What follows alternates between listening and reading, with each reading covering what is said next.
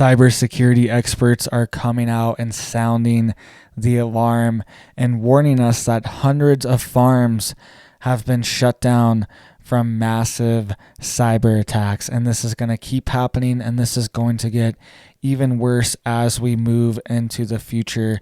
These cyber attacks are going to take down our banking system, take down our electrical grid, our infrastructure, and also take down our farming. Right?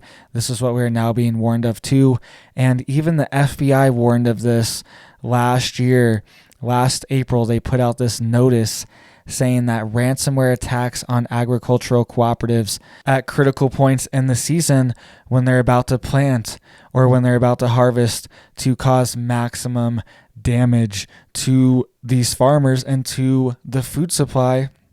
And the cybersecurity expert is even warning that potentially foreign adversaries could be attacking these farms, and even domestic groups could be hitting our own farms inside the United States. There are rogue groups inside the United States, and there are globalist groups inside the US that have billions of dollars that could fund these groups to attack our critical infrastructure. And who benefits from farms going down? Who wants to see farms revamped and reimagined? People like Bill Gates that want to control our food supply, the largest farm owner in the country.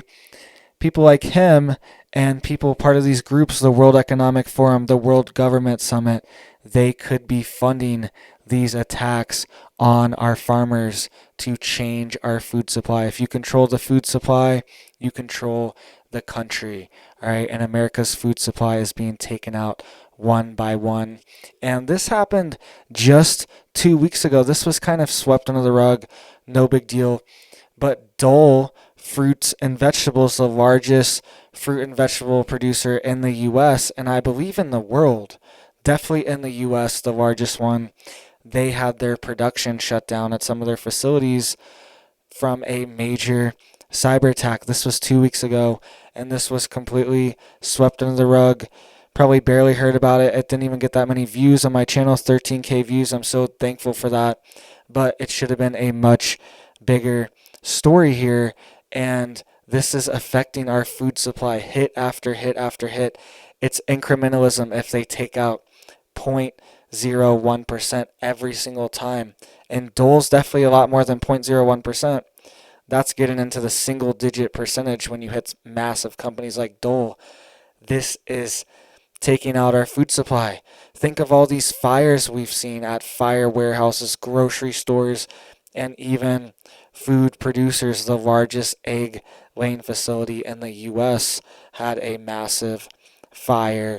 Almost 100,000 chickens died from it. All right. Also, a week after that fire, the largest egg laying facility in New Zealand had a fire as well. All right, and killed, I believe, like 50,000 chickens. So this keeps happening. These attacks are becoming more and more frequent, and they're not going to go away, and you need to get prepared. So let's dive into what's happening here and what these cybersecurity experts are saying. So you can see here, this is an article out of the Financial Post, and it says, Safety Net, a flock of chickens held for ransom. Growing cyber attacks on Canada's food system threatens disaster. This is what we're heading towards, and this is going to get a lot worse. We're already seeing these warnings in South Africa due to rolling blackouts because their power grid failure.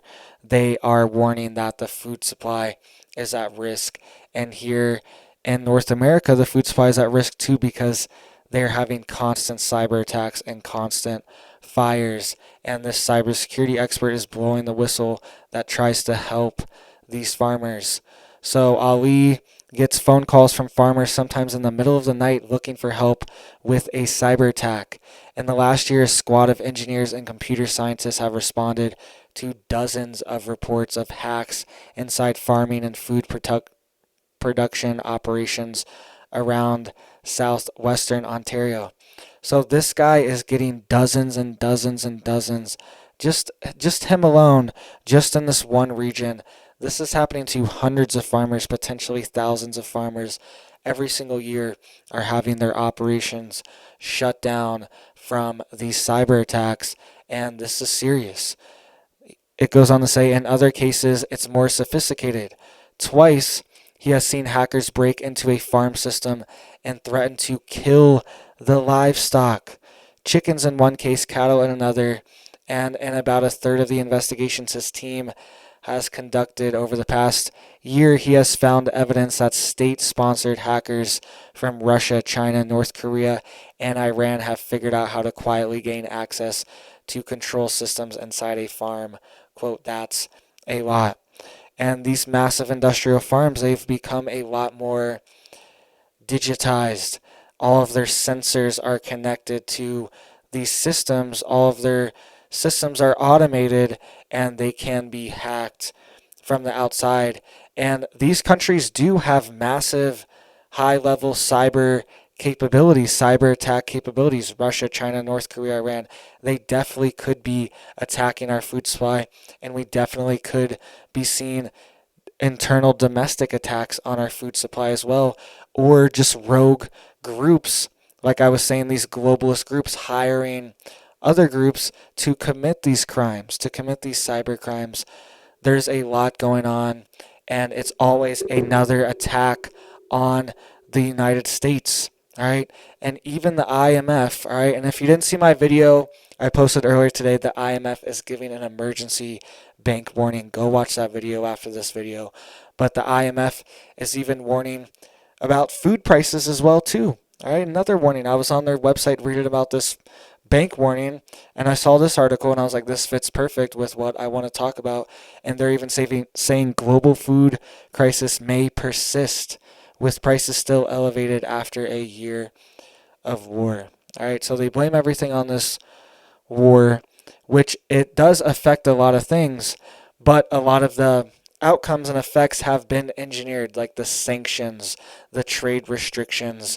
All of these things were engineered and implemented by the West, and has caused massive consequences and gaps in our supply chain, has caused fertilizer prices to triple in 1 year, go up 300%, which directly affects food prices. Farmers have changed the types of crops they were growing this year. So we are going to see different availability for some of your main staple things, especially corn. A lot of farmers grew soybeans this year because soybeans fixate nitrogen from the air. They really don't need any fertilizer, and they actually put nitrogen into the soil. And corn is very heavy on fertilizer, so a lot of farmers didn't even grow corn, but that is feed for the animals too.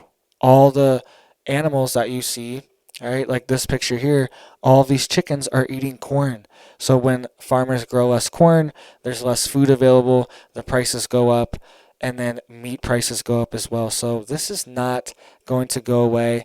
This is going to continue to spiral, and we are going to see more and more farmers be vulnerable to this, and a lot of them are owner-operators, and they don't know what to do. There's, just like this guy said, they call him in the middle of the night, panicking.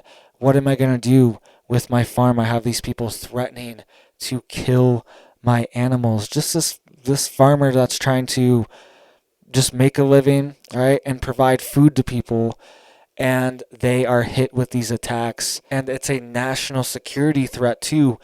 Our food supply is our nation's security, and if they are able to take it offline, we can't feed ourselves. Very dangerous, especially in a war scenario when imports and trading supply lines become halted. All right, so make sure you are getting prepared. Get chickens now. It's not too late. All your Tractor Supplies, Rural Kings, all this stuff, they are still having chickens from what I can tell. And just get it now. Chickens are very hardy, all right? They are survival animals, and they are perfect for, if it hits the fan, your chickens will forage, they will find food, and if worse comes to worse, you could eat them too. At the end of the day, they will give you eggs, all right, in the meantime, but if it gets down to it, you can eat them if they're not productive for you anymore and you're really starving. So they have a dual purpose. Make sure you have bulk seeds stocked up, all right? It's probably a bad time of the year, right? You should have been listening to me 2 months ago and stocked up on seeds, but now it's almost springtime. It's getting warm. These seed sites are probably low on their inventory, but still try to get stocked up on what you can. Get bulk seeds because they want to attack our food supply. It's critical to everything. They're hitting all of the most critical sectors in our country. The banking, right? They're hitting the electricity grid. They're hitting our transportation. They're hitting our telecommunications, and they're hitting our food supply. All of these things are critical for a nation to function. And the food supply is the base level, right? Agrarian societies is what built us up to this point. Farming is what got us here, right? We were hunter gatherers for just, and farming is what got us here, growing food and being able to produce massive amounts of food, and they want to take that away. They want to bring us back. So make sure you're getting prepared, guys. Thank you so much. Please hit that like for me. Please hit that sub. Please hit that bell if you want to get notified, and click all, and you will get notified for all my videos. Because people say if you don't click all, then you won't even really get any, you won't get any notifications from my videos. That's just how it is. So thank you guys so much for watching me. I'm super blessed to have you as an audience, and I hope you have a big old blessed day.